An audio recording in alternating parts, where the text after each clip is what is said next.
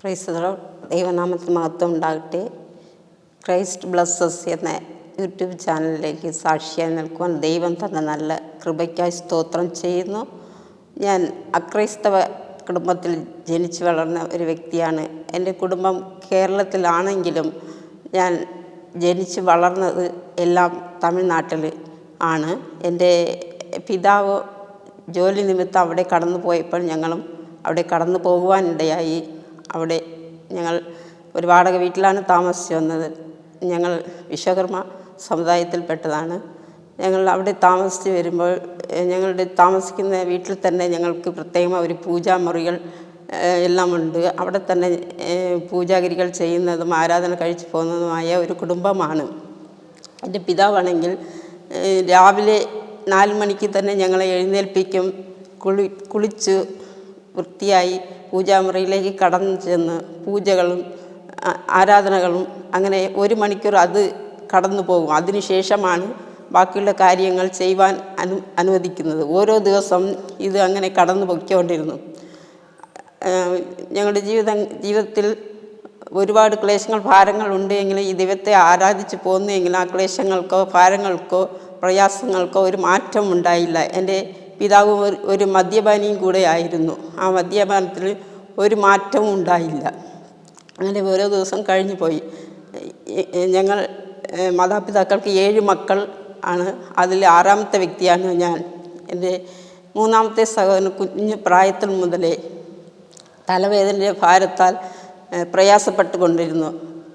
അങ്ങനെ ഓരോ വർഷം കഴിഞ്ഞ് പോയിക്കൊണ്ടിരുന്ന ആ തലവേദനയുടെ പ്രയാസമുള്ള അവന് പഠിക്കുവാനോ പുസ്തകം തുറന്ന് നോക്കുവാനോ കഴിയാത്ത ഒരു അവസ്ഥയിലായിരുന്നു. അങ്ങനെ ഓരോ ദിവസം കഴിഞ്ഞ് പോയിക്കൊണ്ടിരുന്നത്. അങ്ങനെ അവൻ ഒരു ട്യൂഷൻ ടീച്ചർ ഉണ്ടായിരുന്നു. അവർ പെന്തക്കോസ്ത് അനുഭവത്തിൽ ഉള്ള ഒരു ടീച്ചറായിരുന്നു. ആ ടീച്ചർ ഇവനെ തൻ്റെ വീട്ടിലേക്ക് ട്യൂഷൻ പഠിക്കുവാൻ വിളിച്ചു കൊണ്ടുപോയി. അവിടെ ട്യൂഷൻ പഠിക്കുവാൻ ഇരുത്തിയ ആ സമയങ്ങളിലൊക്കെ തലവേദന നിമിത്തം താൻ പഠിക്കുവാൻ കഴിയാതെ ബുദ്ധിമുട്ടുന്ന അവസ്ഥ അവർ കാണുവാനിടയായി. അപ്പോൾ ഓരോ ദിവസം ഇങ്ങനെ കഴിഞ്ഞു പോയിക്കൊണ്ടിരുന്ന അവൻ വിദ്യാഭ്യാസവുമായി മുന്നോട്ട് പോകുവാൻ കഴിയാത്ത ഒരു അവസ്ഥയായിരുന്നു. അത് കണ്ടപ്പോൾ അവർക്ക് ഭയങ്കര പ്രയാസം തോന്നിയിട്ട് ഒരു ദിവസം എൻ്റെ സഹോദരനോട് പറഞ്ഞു, നീ എന്നോട് കടന്നു വരുന്ന ഒരു നല്ല ഡോക്ടറുണ്ട്, ആ ഡോക്ടറോട് ഞാൻ നിന്നെ കൊണ്ട് കാണിക്കാം, നിൻ്റെ തലവേദന എല്ലാം പൂർണ്ണമായി മാറിപ്പോകും എന്ന് പറയുവാനിടയായി. അങ്ങനെ സഹോദരനുമായി അവർ കടന്നു പോയത് ഒരു പെന്തക്കോസ്ത് ആരാധനയിലാണ് കടന്നു പോയത്. അവിടെ 21 ദിവസം ഫാസ്റ്റിംഗ് പ്രെയർ നടന്നുകൊണ്ടിരിക്കുന്ന സമയത്താണ് താൻ എൻ്റെ സഹോദരനെ വിളിച്ചു കൊണ്ടുപോയത്. അവിടെ ചെന്ന് അവന് സഹോദരന്മാരിയ്ക്കുന്ന സ്ഥാനത്ത് ഇരുന്നിട്ട് എല്ലായിടവും ഇങ്ങനെ നോക്കുവാനിടയായി. ഡോക്ടറോ ആരെയും അവിടെ കണ്ടില്ല. എന്നാലും അവനൊന്നും മനസ്സിലായില്ല. എല്ലാവരും കൈയടിച്ച് പ്രാർത്ഥിക്കുന്നു, ആരാധിക്കുന്നു, അതൊക്കെ കണ്ടുകൊണ്ടിരുന്നു.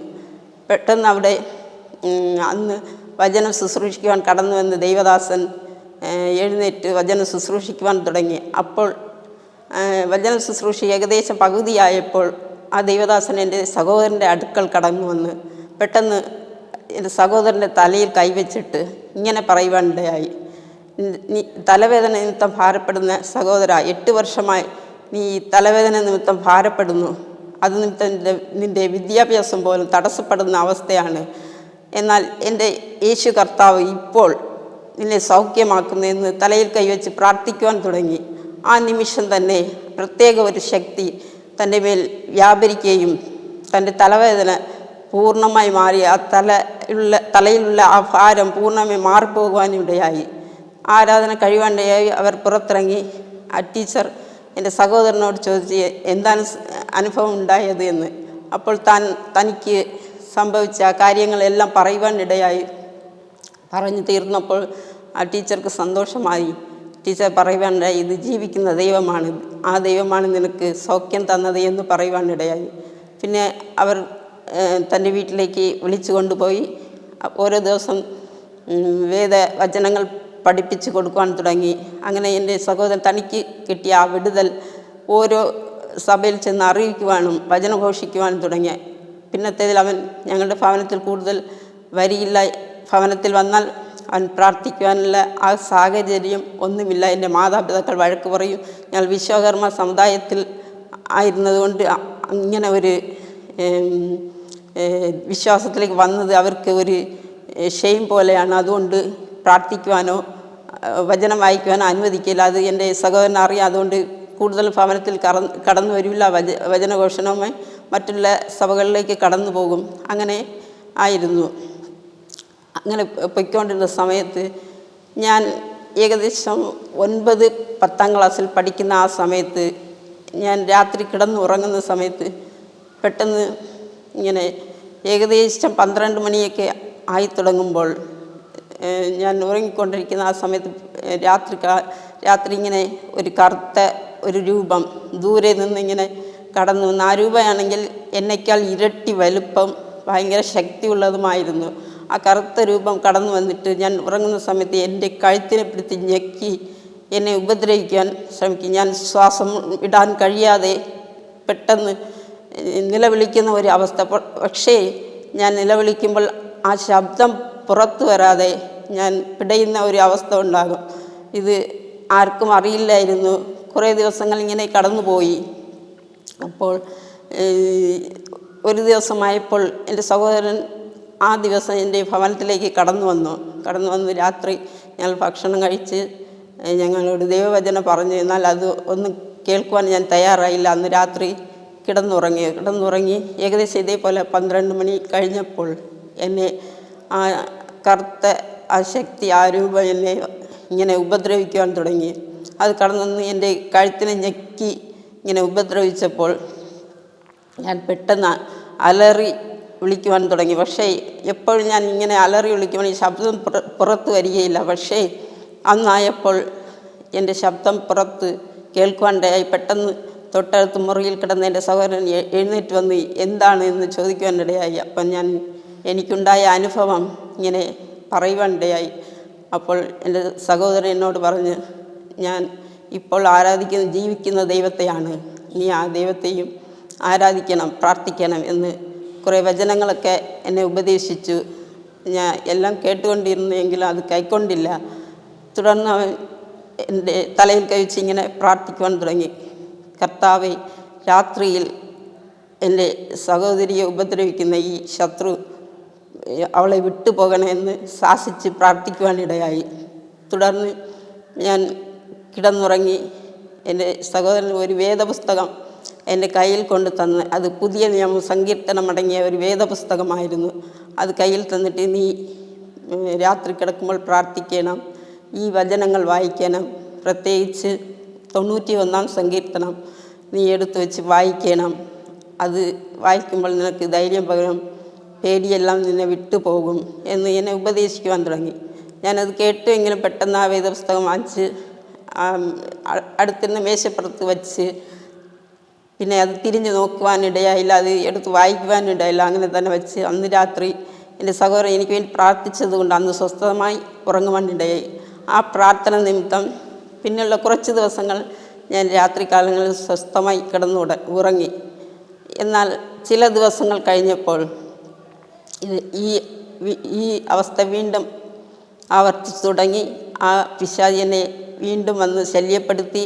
അങ്ങനെ ഞാൻ രാത്രി എഴുന്നേറ്റിരുന്ന് ഉറക്കമില്ലാതെ വെളുക്കുവോളം ഉറക്കമില്ലാതെ എഴുന്നേറ്റിരിക്കുന്ന ഒരു അവസ്ഥ ഉണ്ടായി. തുടർന്ന് എൻ്റെ ജീവിതത്തിൽ ഉറക്കമെല്ലാം നഷ്ടപ്പെട്ട് ഓരോ ദിവസം ഉറക്കമില്ലാതെ ഞാൻ എഴുന്നേറ്റിരിക്കുന്ന ഒരു അവസ്ഥ ഉണ്ടായി. ഓരോ ദിവസം വൈകുന്നേരം ആകുമ്പോൾ തന്നെ എനിക്ക് പേടിയുണ്ടാകുവാൻ തുടങ്ങി.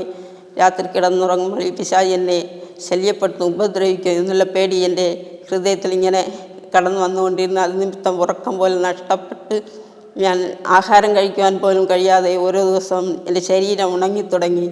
ആഹാരം കഴിക്കാതെ ഉറക്കമില്ലാതെ ഇങ്ങനെ ഒരു അവസ്ഥയിൽ കടന്നു പോയിക്കൊണ്ടിരുന്നു.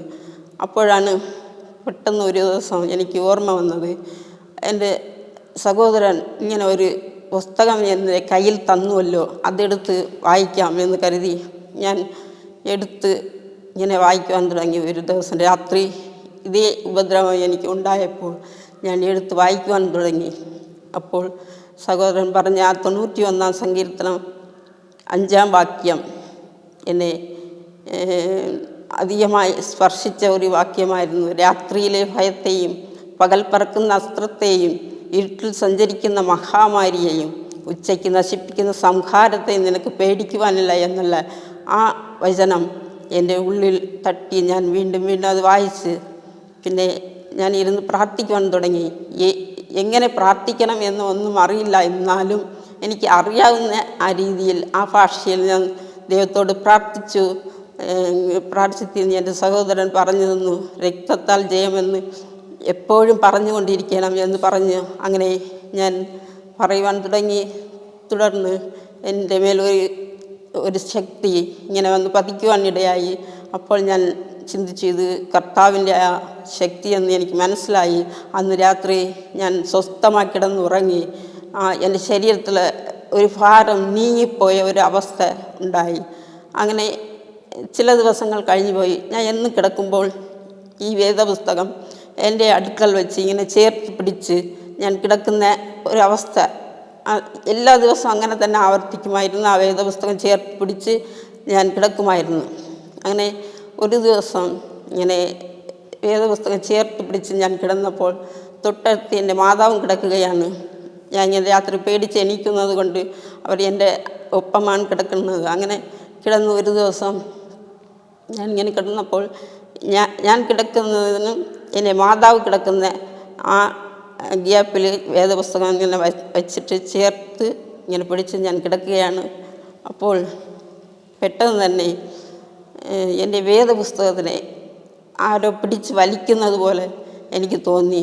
ഞാൻ പെട്ടെന്ന് എഴുന്നേറ്റിരുന്ന അമ്മയോട് ഞാൻ പറഞ്ഞ്, എൻ്റെ വേദപുസ്തകം നിങ്ങൾ എന്തിന് പിടിച്ച് വലിക്കുന്നത്? ഞാനല്ലേ കയ്യിൽ വച്ചിരിക്കുന്നത്, നിങ്ങൾക്കതിൽ യാതൊരു ദോഷവും ഇല്ലല്ലോ എന്ന് ഞാൻ പറയുവാനിടയായി. പെട്ടെന്ന് എൻ്റെ അമ്മ പറഞ്ഞു, ഞാൻ നിൻ്റെ വേദപുസ്തകം പിടിച്ച് വലിച്ചില്ല, എനിക്കത് ഇഷ്ടവുമില്ല, എനിക്കത് വേണ്ട, അത് നീ എടുത്തുകൊണ്ട് പോകുമെന്ന് പറഞ്ഞ് ഞാൻ പെട്ടെന്ന് അതിനെ എടുത്ത് എൻ്റെ ഓപ്പോസിറ്റ് വശത്ത് തിരിഞ്ഞ് അതിനെ വെച്ചുകൊണ്ട് ചേർത്ത് പിടിച്ച് ഇങ്ങനെ കിടക്കുവാനിടയായി. പെട്ടെന്ന് തന്നെ ഞാൻ ഇങ്ങനെ ഉറങ്ങി വന്ന ആ സമയത്ത് വീണ്ടും ആ വേദപുസ്തകം എൻ്റെ കയ്യിൽ നിന്ന് പിടിച്ച് വലിച്ച് പറിച്ചെടുക്കുന്ന ഒരു അവസ്ഥ ഉണ്ടായി. പെട്ടെന്ന് ഞാൻ കണ്ണ് തുറന്ന് നോക്കിയപ്പോൾ, കണ്ണ് വ്യക്തമായി തുറന്നില്ല, ചെറുതായി ഒന്ന് തുറന്ന് നോക്കിയപ്പോൾ എന്നെ രാത്രികാലങ്ങളിൽ ഉപദ്രവിക്കുന്ന ആ കറുത്ത കരം, ആ കരമാണ് ആ വേദപുസ്തകത്തെ പിടിച്ച് വലിക്കുന്ന ഒരു അവസ്ഥ ഉണ്ടായി എന്ന് ഞാൻ കാണുവാനിടയായി. ഞാൻ പെട്ടെന്ന് തന്നെ ദൈവത്തെ സ്തുതിച്ചുകൊണ്ട് എഴുന്നേൽക്കുവാനിടയായി. ഞാൻ ദൈവത്തോട് പറഞ്ഞ്, കർത്താവേ, അങ്ങ് തന്ന് വിടുതൽ അത് എന്നേക്ക് നിലനിൽക്കണമെന്ന് പറഞ്ഞ് ഞാൻ പ്രാർത്ഥിക്കുവാനിടയായി. അങ്ങനെ എനിക്ക് മനസ്സിലായി, ആ കറുത്ത രൂപം എന്നെ വീണ്ടും ഉപദ്രവിക്കാൻ വന്നപ്പോൾ ആ വേദപുസ്തകം എൻ്റെ കരങ്ങൾ ഇടിക്കുന്നത് കൊണ്ടാണ് അതിന് എന്നെ ഉപദ്രവിക്കാൻ കഴിയുന്നില്ല എന്ന് എനിക്ക് മനസ്സിലായി. അങ്ങനെ ഞാൻ വീണ്ടും ദൈവത്തെ സ്തുതിക്കുവാൻ തുടങ്ങി. ആ കറുത്ത രൂപം എന്നെ ഉപദ്രവിക്കാതെ വീണ്ടും അത് എന്നെ വിട്ട് മാറിപ്പോകുവാൻ ഇടയായി. അന്നു മുതൽ ഞാൻ ഓരോ ദിവസവും ദൈവത്തെ പ്രാർത്ഥിക്കുവാനും ദൈവത്തെ സ്തുതിക്കുവാനും ഇടയായി. അങ്ങനെ ഓരോ ദിവസങ്ങൾ കഴിഞ്ഞു പോയി. ഞാൻ ദൈവവചനങ്ങൾ വായിച്ച് പ്രാർത്ഥിച്ച് മുമ്പോട്ട് കടന്നുപോയി. രഹസ്യമായിരുന്നു പ്രാർത്ഥിച്ച് ദൈവവചനങ്ങൾ വായിച്ചൊക്കെ മുമ്പോട്ട് പോകുമായിരുന്നു. അങ്ങനെ ആയിരുന്നപ്പോൾ എൻ്റെ +2 പഠനം കഴിഞ്ഞ് കേരളത്തിലേക്ക് എൻ്റെ വിവാഹ നിമിത്തം എൻ്റെ പിതാവ് കേരളത്തിൽ എൻ്റെ ചേച്ചിയുടെ വീട്ടിൽ കൊണ്ട് എന്നെ ആക്കുവാൻ ഇടയായി.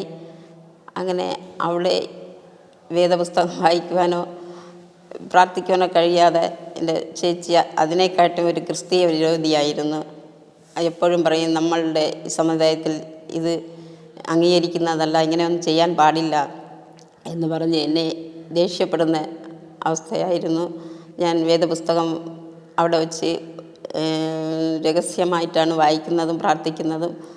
അങ്ങനെ വായിച്ചുകൊണ്ടിരുന്ന ഒരു ദിവസം എൻ്റെ ചേച്ചിയുടെ ഒരു കുഞ്ഞിന് ഹാർട്ടിൻ്റെ ഒരു പ്രോബ്ലം ഉണ്ടായിരുന്നു. അപ്പം ഞാൻ അവൾക്ക് ദൈവവചനം പറഞ്ഞു കൊടുത്ത് പ്രാർത്ഥിക്കുവാനും ഉപദേശിക്കുവാനിടയായി. അങ്ങനെ അവൾ ചെറുതായി ആ വിശ്വാസത്തിലേക്ക് കടന്നു വന്ന ഒരു സമയമായിരുന്നു. ഒരു ദിവസം ഞാൻ ഇങ്ങനെ പ്രാർത്ഥിച്ച് അവളെ നോക്കി ഇങ്ങനെ ദൈവവചനം പറഞ്ഞ് പ്രാർത്ഥിക്കുവാൻ പഠിപ്പിച്ച് അങ്ങനെ പറഞ്ഞുകൊണ്ടിരുന്നപ്പോൾ പെട്ടെന്ന് എൻ്റെ ചേച്ചി വന്ന് അത് കാണുവാനിടയായി. പെട്ടെന്ന് എൻ്റെ വേദപുസ്തകം എൻ്റെ കയ്യിൽ നിന്ന് പിടിച്ചു വാങ്ങി കൊണ്ട് ചവർ കത്തിക്കുന്ന ഒരു സ്ഥലത്ത് കൊണ്ടിട്ട് അത് കത്തിക്കുവാൻ ഇനിമേലാൽ ഈ വേദപുസ്തകം കൈ കൊണ്ട് എടുക്കില്ല, ഇനി അങ്ങനെ ഒരു പുസ്തകം ഈ ഭവനത്തിൽ നീ കൊണ്ടുവരുവാൻ പാടില്ല എന്ന് പറഞ്ഞ് എന്നെ ഉപദ്രവിക്കാനിടയായി. എന്നാൽ വീണ്ടും ഞാൻ ദൈവത്തോട് കരയുവാൻ തുടങ്ങി. ഇനി എനിക്ക് വായിക്കുവാൻ ഒരു വേദപുസ്തകമില്ല, ഒരു വചനം കേൾക്കുവാൻ പോലും കഴിയില്ല എന്ന് പറഞ്ഞ് ഞാൻ ഇങ്ങനെ ഒരു പ്രയാസത്തോടെ അങ്ങനെ കടന്നു പോയിക്കൊണ്ടിരുന്നു. അങ്ങനെ ഇരുന്ന് ഒരു ദിവസം എൻ്റെ പിതാവിൻ്റെ അനുജൻ തൊട്ടടുത്ത് താമസിക്കുകയാണ്. അവിടെ കുഞ്ഞുങ്ങളുമായി, എൻ്റെ ഏകദേശം അതേ പ്രായമുള്ള കുഞ്ഞുങ്ങളാണ് അവരുടെ കുഞ്ഞുങ്ങൾ. അവരോട് ഇങ്ങനെ സംസാരിക്കുവാൻ അങ്ങനെ ആ ഭവനത്തിൽ ഞാൻ കടന്നു പോകും. അപ്പോൾ ആ പ്രദേശത്ത് ആ ഒരു വീട്ടിൽ മാത്രമാണ് ടി വി ഉള്ളത്. അപ്പോൾ എൻ്റെ ചേച്ചി അവിടെ ടി വിയിലുള്ള പ്രോഗ്രാമൊക്കെ കാണുവാൻ വേണ്ടി കടന്നു പോകും. ആ കൂട്ടത്തിൽ ഞാനും കടന്നു പോകും. അങ്ങനെ പോയിക്കൊണ്ടിരുന്ന ഒരു ദിവസം ടി വി കണ്ടുകൊണ്ടിരുന്ന സമയത്ത് പെട്ടെന്ന് എൻ്റെ ചെവിയിൽ ഇങ്ങനെ ഒരു ആരാധന നടക്കുന്ന ഒരു ശബ്ദം കേൾക്കുവാനിടയായി. പാട്ടുപാടി കൈയടിച്ച് ആരാധിക്കുന്നത്. ഞാൻ പെട്ടെന്ന് എവിടെയാണ് ഇങ്ങനെ ഒരു ആരാധന കേൾക്കുന്നത് എന്ന് പറഞ്ഞ് ഞാൻ പെട്ടെന്ന് പുറത്തിറങ്ങി എല്ലായിടവും നോക്കിയപ്പോൾ തൊട്ടടുത്തുള്ള എൻ്റെ ഒരു കൂട്ടുകാരിയുടെ ഭവനത്തിൽ ആരാധന നടക്കുന്നു. അപ്പോൾ ഞാൻ വിചാരിച്ചു അവർ ഹൈന്ദവ വിശ്വാസികളിൽ ആ ഭവനത്തിൽ എങ്ങനെ ഇത് സംഭവിച്ചതെന്ന് പറഞ്ഞ് ഞാൻ പോയി നോക്കിയപ്പോൾ ആ കൂട്ടുകാരി ഹൈന്ദവ വിശ്വാസത്തിലുള്ളതാണ്. പക്ഷേ അവളുടെ മാതാവാണെങ്കിൽ പെന്തക്കോസ്ത് അവസ്ഥയിലേക്ക് കടന്നു വന്ന ആ അനുഭവത്തിലേക്ക് കടന്നു വന്ന ഒരു വ്യക്തിയായിരുന്നു. അത് എനിക്ക് അറിയില്ലായിരുന്നു. അങ്ങനെ അവിടെ ആണ് ആരാധന നടക്കുന്നത്. ഞാൻ ഓടിച്ചെന്ന് ആ കൂട്ടായ്മയിൽ ചെന്ന് ഇരിക്കുവാനിടയായി. അപ്പോൾ ഞാൻ നോക്കിയപ്പോൾ അവിടെ ഇരിക്കുന്ന ദൈവദാസൻ ഒരു 78-80 വയസ്സുള്ള ഒരു ദൈവദാസനായിരുന്നു. പക്ഷേ ആ ദൈവദാസനെ ഞാൻ കണ്ടപ്പോൾ തൻ്റെ മുടിയെല്ലാം വെളുത്ത് ഒരു ദൈവദൂതനെ പോലെ ആയിരുന്നു. അത് കണ്ടപ്പോൾ എനിക്ക് വളരെ സന്തോഷം തോന്നി. അവിടെ ആയിരുന്നു ദൈവത്തെ ഞാൻ പ്രാർത്ഥിച്ചു. എനിക്ക് പ്രാർത്ഥിക്കുവാൻ അറിയില്ല, അവർ പാടുന്ന പാട്ടുകളൊന്നും പാടുവാൻ അറിയില്ല എങ്കിലും അവരോടൊപ്പം ഞാൻ കൈയടിച്ചു ആരാധിക്കുവാൻ തുടങ്ങി. ആരാധനയെല്ലാം കഴിഞ്ഞ് ആ ദൈവദാസൻ എൻ്റെ അടുക്കൽ കടന്നു വന്നു. അപ്പോൾ എന്നെ കണ്ടപ്പോൾ ഞാൻ ഓർണമെൻറ്റ്സൊക്കെ ഇട്ടിരിക്കുന്നു, പൊട്ടൊക്കെ തൊട്ടിരിക്കുന്നത് കണ്ടപ്പോൾ അതിശയം തോന്നി. എൻ്റെ അടുക്കൽ വന്ന് എൻ്റെ കാര്യങ്ങളൊക്കെ ചോദിക്കുവാനിടയായി. അപ്പോൾ ഞാൻ എൻ്റെ അവസ്ഥകളൊക്കെ ഇങ്ങനെ പറഞ്ഞു. ഞാൻ രഹസ്യമായി പ്രാർത്ഥിക്കുന്ന എനിക്ക് ദൈവം തന്ന വിടുതലെല്ലാം പറഞ്ഞു തുടങ്ങി. പെട്ടെന്ന് ആ ദൈവദാസന് സന്തോഷമായി. എനിക്കിപ്പം വായിക്കുവാൻ ഒരു വേദപുസ്തകമില്ല എന്ന് ഞാൻ പറയുവാനുണ്ടായി. പെട്ടെന്ന് ആ ദൈവദാസന് ഒരു വേദപുസ്തകം എൻ്റെ കയ്യിലെടുത്ത് തന്നു. ഞാൻ സന്തോഷത്തോടെ അത് വാങ്ങിച്ച് എൻ്റെ നെഞ്ചോട് ചേർത്ത് പിടിച്ച് കരയുവാൻ തുടങ്ങി. പെട്ടെന്ന് സഹോദരനോട് ദേവദാസൻ ഇങ്ങനെ പറഞ്ഞു. അപ്പം ഞാൻ തമിഴ്നാട്ടിലായിരുന്ന അവസ്ഥയെല്ലാം പറഞ്ഞ് അപ്പോൾ ആ ദേവദാസൻ പറഞ്ഞു, ഇവിടെ കടന്നത് വിവാഹത്തിന് വേണ്ടിയിട്ടാണ് കടന്നു വന്നതല്ലേ എന്ന് ചോദിച്ച് ഞാൻ അതേ എന്ന് പറഞ്ഞു. വിവാഹം നടക്കും, ഹൈന്ദവ ആചാരപ്രകാരമാണ് ആ വിവാഹം നടക്കുന്നത്. പക്ഷേ നിന്നെ വിവാഹം കഴിക്കുന്ന വ്യക്തി വിശ്വാസത്തിലേക്ക് കടന്നു വരും, ഒരു സുവിശേഷകനായി മാറും എന്നൊക്കെ പറഞ്ഞ് അത് കഴിഞ്ഞപ്പോൾ വിവാഹ ആലോചനമായി കടന്നു വന്ന് ഒരു വ്യക്തി കടന്ന് എന്നെ കാണുവാനിടയായി. അവർക്ക് ഇഷ്ടപ്പെട്ട് അങ്ങനെ കടന്നു പോകാൻ വേണ്ടി വന്നപ്പോൾ ഞാൻ നോക്കിയപ്പോൾ ഞാൻ എപ്പോഴും പ്രാർത്ഥിക്കുന്ന ഒരു വിഷയം, ഞാൻ വിവാഹം കഴിഞ്ഞ് കടന്നു പോകുന്ന ആ ഭവനത്തിലെങ്കിലും എൻ്റെ വിശ്വാസം പ്രകടിപ്പിക്കുവാൻ എനിക്ക് കഴിയണം എന്നാണ് ഞാൻ പ്രാർത്ഥിക്കുന്നത്. പക്ഷേ എന്നെ കാണുവാൻ വന്ന വ്യക്തി നെറ്റിയിൽ 2-3 കുറികളും കയ്യിൽ ഏലസും രുദ്രാക്ഷവും കുറേ നൂലുകളും ഒക്കെയാണ് കയ്യിൽ കെട്ടിയിരുന്നത്. അത് കണ്ടപ്പോൾ തന്നെ എൻ്റെ പ്രതീക്ഷയെല്ലാം നഷ്ടപ്പെട്ടു തുടങ്ങി. ദൈവമേ, ഇങ്ങനെ ഒരു കാണ്ടാമൃഗത്തെയാണോ എന്നെ നോക്കി അയക്കുവാൻ നീ ഇടയായതെന്ന് പറഞ്ഞ് അപ്പോൾ തന്നെ എൻ്റെ മനസ്സ് അങ്ങ് തകരുവാൻ തുടങ്ങി. പക്ഷേ അവർ വന്ന് എന്നെ കണ്ട് കടന്നു പോയി. വീണ്ടും ഞാനിരുന്ന് കരയുവാൻ തുടങ്ങി. ഞാൻ അന്ന് ആരാധനയിൽ കണ്ട ആ ദൈവദാസനെ വീണ്ടും കാണണം എന്ന് ആഗ്രഹിച്ചു. ഞാൻ എപ്പോൾ ആഗ്രഹിക്കുന്നു ആ സമയത്ത് തന്നെ ആ ദൈവദാസൻ അവിടെ കടന്നു വരുവാനും എന്നെ കാണുവാനും ഇടയായി. അതേപോലെ അന്ന് എനിക്ക് വേണ്ടി ആ ദൈവദാസൻ ദൈവം അയച്ചതുപോലെ കടന്നു വന്ന് ഞാൻ ഓടിച്ചെന്ന് ആ ദൈവദാസനോട് പറഞ്ഞ്, ദൈവദാസനെ, ഇങ്ങനെയാണ് എന്നെ കാണാൻ വന്ന വ്യക്തി നെറ്റിയിൽ 3-4 കുറികളും ഇട്ട് കയ്യിൽ നൂലും കെട്ടി ഇങ്ങനെ ഏലസൊക്കെ ധരിച്ച ഒരു വ്യക്തിയായിരുന്നു എനിക്ക് താല്പര്യമില്ല. എന്നെ കല്യാണം കഴിക്കുന്ന ഒരു വ്യക്തി ഒരു ദൈവ പൈതലായിരിക്കണം എന്നാണ് ഞാൻ ആഗ്രഹിക്കുന്നത്. അപ്പോൾ ആ ദൈവദാസൻ പറഞ്ഞു, ഞാൻ അന്ന് പറഞ്ഞില്ലേ നീ ഒരു ഹൈന്ദവ ആചാരപ്രകാരമാണ് വിവാഹം കഴിക്കുന്നത്, പക്ഷേ ആ വരുന്ന വ്യക്തി വിശ്വാസത്തിൽ നിന്നേക്കാൾ അധികമായി വിശ്വാസത്തിൽ ഉറച്ചു നിൽക്കും, ഒരു സുവിശേഷകനായി മാറുമെന്ന് ഞാൻ പറഞ്ഞിട്ടില്ലേ എന്ന് പറഞ്ഞു.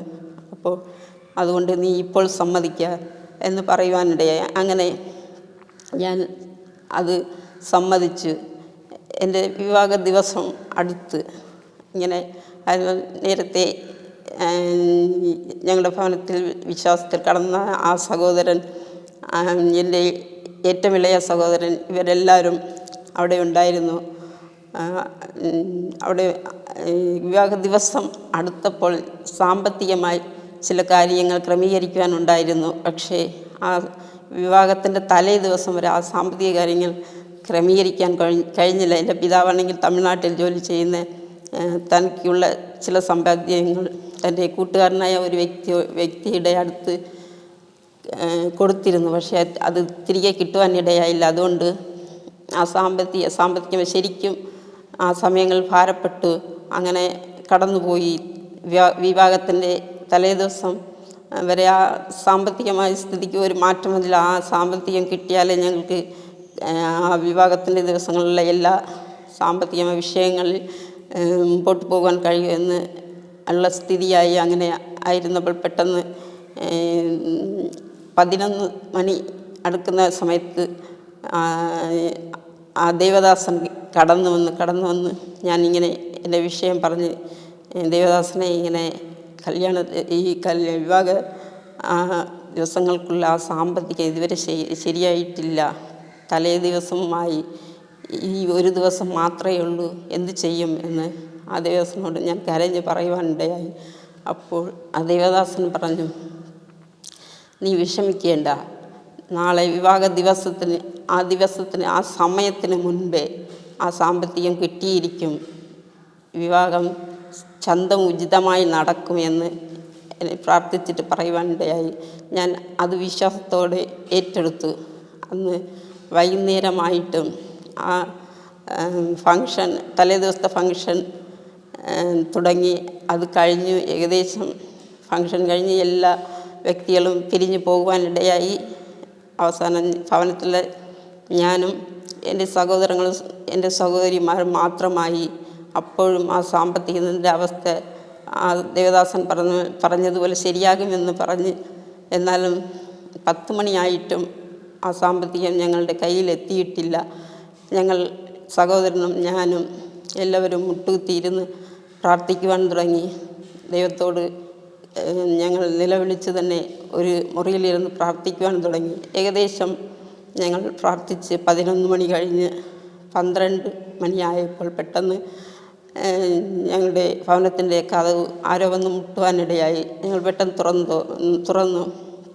എൻ്റെ പിതാവിൻ്റെ അനുജൻ കടന്നു വന്നിട്ട് പറഞ്ഞു, ആവശ്യമുള്ള ആ സാമ്പത്തികം കിട്ടിയിട്ടുണ്ട്, ലഭിച്ചിട്ടുണ്ട് എന്ന് പറയുവാനിടയത്. അത് കേട്ടപ്പോൾ ഞാൻ അവിടെ നിന്ന് തന്നെ ദൈവത്തെ സ്തുതിച്ച് എൻ്റെ മാതാവിനെ നോക്കി പറഞ്ഞു, ദൈവം പറഞ്ഞിട്ടുണ്ടെങ്കിൽ അത് നടന്നിരിക്കും, അമ്മ കേട്ടല്ലോ എന്ന് ഞാൻ പറഞ്ഞു. അപ്പോൾ പെട്ടെന്ന് എൻ്റെ അമ്മയ്ക്ക് ഒന്നും പറയുവാൻ കഴിഞ്ഞില്ല. ആ ദിവസം മുതൽ എൻ്റെ അമ്മയ്ക്കും ഈ ദൈവത്തിൽ ചെറിയൊരു വിശ്വാസം വളർന്നു തുടങ്ങി. ഇന്നത്തെ ഇതിൽ ഞങ്ങൾ ഓരോ ദിവസം വചനം പറഞ്ഞ് അവരെ ഈ രക്ഷയിലേക്ക് കൊണ്ടുവരുവാനിടയായി. അവർ ദൈവത്തെ രക്ഷകനായി സ്വീകരിച്ച് സ്നാനപ്പെടുവാനും ദൈവമിടയാക്കി. അങ്ങനെ കടന്നുപോയി. ഞാൻ വിവാഹം കഴിഞ്ഞു. പിറ്റേ ദിവസം ഹസ്ബൻഡിൻ്റെ ഭവനത്തിൽ കടന്നു പോവുകയാണ്. കുറച്ച് ദിവസങ്ങൾ കഴിഞ്ഞപ്പോൾ ഞാൻ എൻ്റെ മനസ്സിൽ എനിക്ക് പ്രാർത്ഥിക്കാൻ കഴിയാത്ത അവസ്ഥയെല്ലാം ചിന്തിച്ച് ഇങ്ങനെ ഓരോ ദിവസം തള്ളി നീക്കിയിരുന്നു. ഒരു ദിവസം നോക്കിയപ്പോൾ എൻ്റെ അമ്മ, അതായത് ഹസ്ബൻഡിൻ്റെ അമ്മ, അവർ ഡ്രസ്സെല്ലാം അടുക്കി വച്ചിരിക്കുന്ന ഒരു ഇരുമ്പ് പെട്ടി ഞാൻ കാണുകയുണ്ടായി. ഞാൻ പെട്ടെന്ന് അത് തുറന്ന് എന്താണെന്ന് അറിയുവാൻ വേണ്ടി തുറന്ന് നോക്കിയപ്പോൾ അവരുടെ ഡ്രസ്സുകളെല്ലാം അവിടെ വെച്ചിരിക്കുന്നു. അതിൻ്റെ അകത്ത് ഒരു വേദപുസ്തകം ഇരിക്കുന്നത് കാണുന്നുണ്ടായി. അത് കണ്ടപ്പോൾ എനിക്ക് വളരെ സന്തോഷം തോന്നി. പെട്ടെന്ന് ആ വേദപുസ്തകം ഞാൻ കയ്യിലെടുത്തിട്ട് ഓടിച്ചെന്ന് അമ്മയോട് ചോദിച്ചു, ഇത് എങ്ങനെയാണ് നിങ്ങൾക്ക് കിട്ടിയത് എന്ന് ചോദിച്ചപ്പോഴാണ് ആ വേദപുസ്തകം അവരുടെ കയ്യിലെത്തിയ ആ അവസ്ഥ അവർ പറയുവാനിടയായി.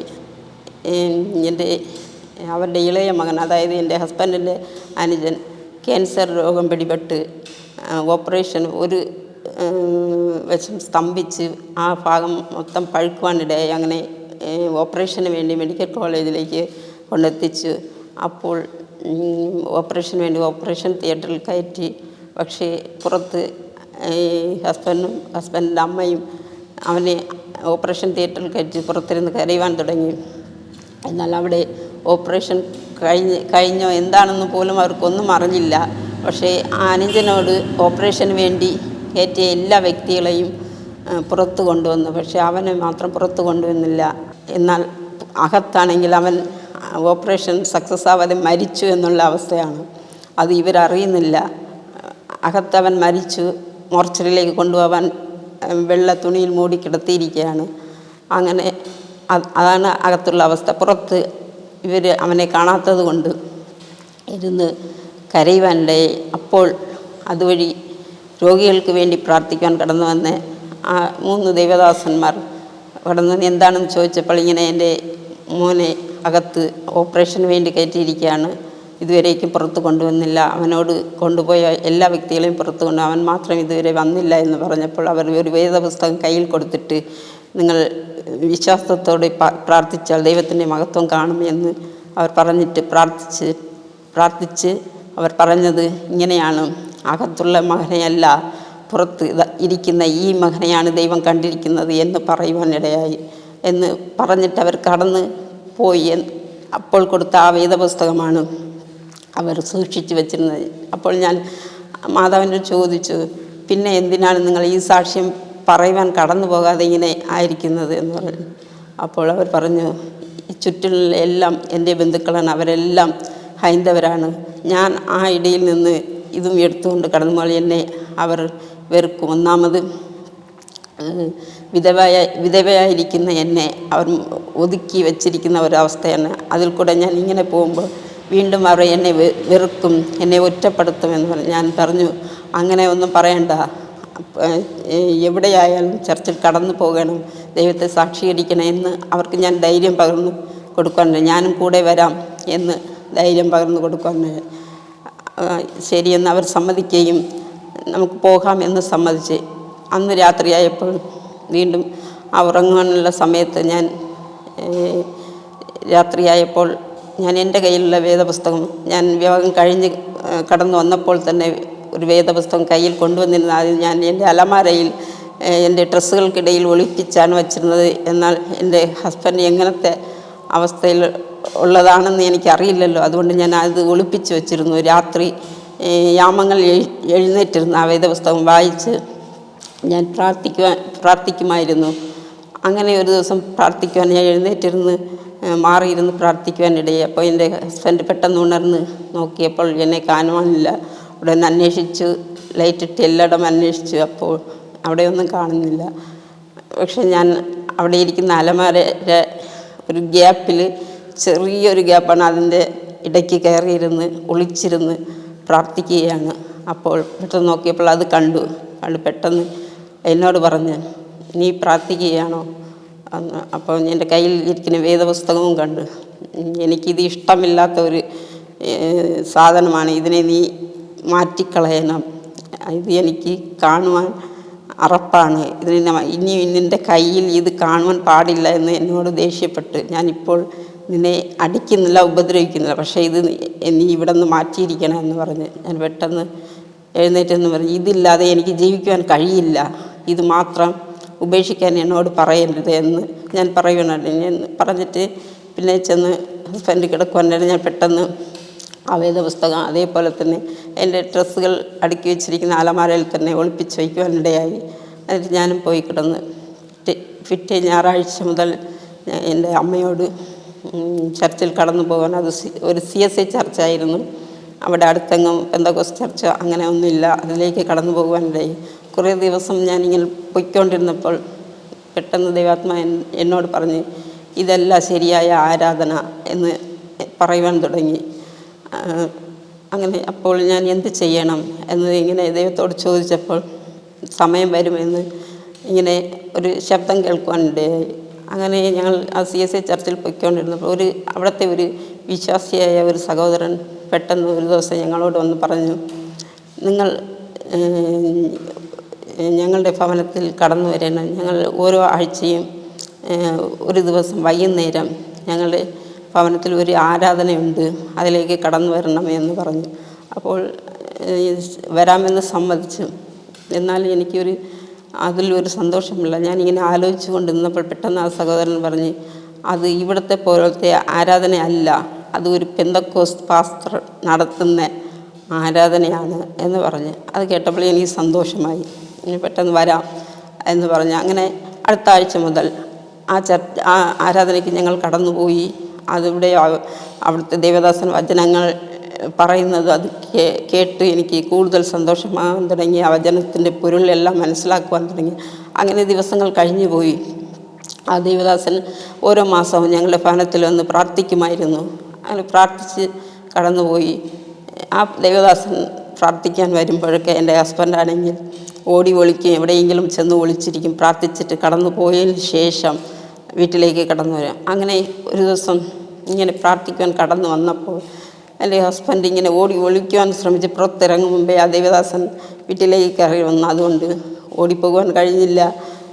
ദേവദാസൻ തൻ്റെ അടുക്കളയ്ക്ക് പിടിച്ചിരുത്തിയിട്ട് ഉപദേശമൊക്കെ പറഞ്ഞു, വചനങ്ങൾ പറഞ്ഞു, ഇങ്ങനെ ആരാധനയ്ക്ക് കടന്നു വരണം എന്ന് പറഞ്ഞു. അപ്പോൾ അവരുടെ മുമ്പേ എല്ലാം സമ്മതിച്ച് വരാമെന്ന് സമ്മതിച്ചു. അങ്ങനെ ആ ദേവദാസൻ കടന്നുപോയി. എന്നാൽ ഞങ്ങളുടെ കൂടെ ആരാധനയ്ക്ക് കടന്നു വന്നില്ല. പിറ്റേ മാസമായപ്പോൾ ആ ദേവദാസൻ പ്രാർത്ഥിക്കാൻ കടന്നു വന്നപ്പോൾ വീണ്ടും, ബ്രദറെ, നിങ്ങൾ ആരാധനയ്ക്ക് കടന്നു വരണം, ദൈവം നിങ്ങളുടെ അനുജനെ വിടുവിച്ചതല്ലേ, അതുകൊണ്ട് നിങ്ങൾ കടന്നു വരണം, ജീവിക്കുന്ന ദൈവത്തിൻ്റെ ആ സാന്നിധ്യം നിങ്ങൾ അറിയണമെന്ന് പറഞ്ഞു.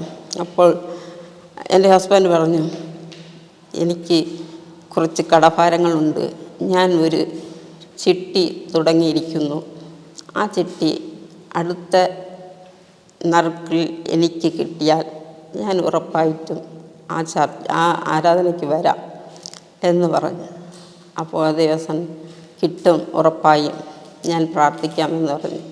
എന്നാൽ അത്ഭുതമെന്ന് പറയട്ടെ, ആ ആഴ്ചയിൽ തന്നെ ആ നറുക്കിൽ തൻ്റെ പേര് തന്നെ വീഴാനിടയായി, ആ ചിട്ടി ലഭിക്കുവാനിടയായി. അങ്ങനെ ആ പൈസ വാങ്ങിച്ച് ആ കടങ്ങളെല്ലാം താൻ കൊടുത്തു തീർത്തു. അപ്പോൾ പിറ്റേ മാസം കടന്നു വന്നപ്പോൾ ദേവദാസൻ പറഞ്ഞു, നിങ്ങൾ കടന്നു വന്നില്ലല്ലോ, ദൈവം നിങ്ങൾക്ക് ആ ചിട്ടി നിങ്ങൾക്കായി തന്നതല്ലേ എന്ന് പറഞ്ഞ്.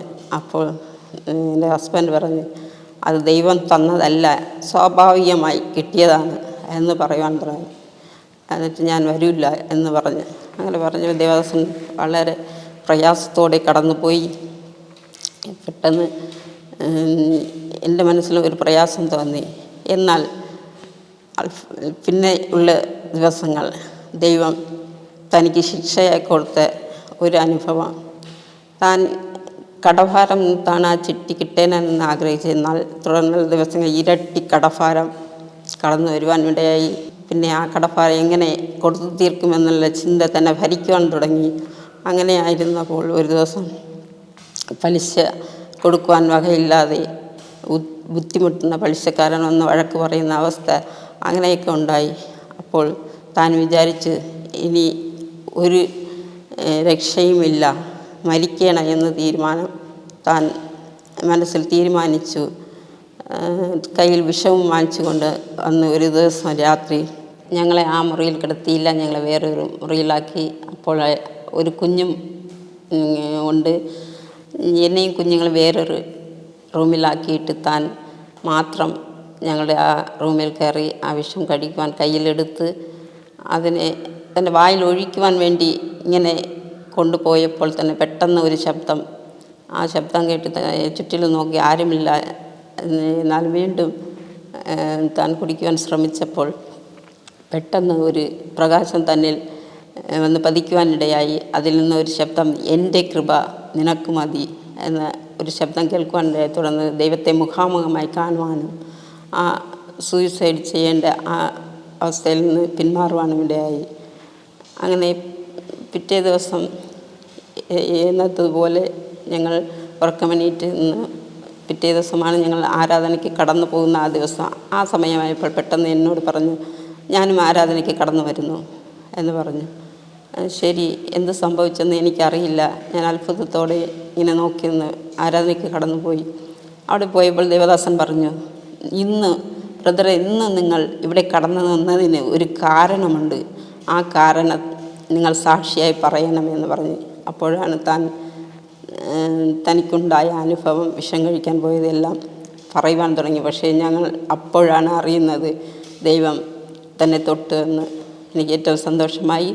തുടർന്നുള്ള ദിവസങ്ങൾ ഞങ്ങൾ ഒരുമിച്ച് സ്നാനപ്പെടുവാനിടയായി. സ്നാനപ്പെട്ട് ശുശ്രൂഷയിലേക്ക് ഞങ്ങൾ ഇറങ്ങി. ബന്ധുക്കൾ, ചാർച്ചക്കാരിലെ എല്ലാവരും ഞങ്ങളെ ഒറ്റപ്പെട്ട അവസ്ഥയിലേക്ക് തള്ളി. അങ്ങനെ ഓരോ ദിവസവും ബന്ധുക്കളുടെ എതിർപ്പുകളും നിന്ദയും പരിഹാസവും കേട്ട് ഓരോ ദിവസം തള്ളി നീക്കി. ഞങ്ങൾക്ക് വഴി തരാതായി.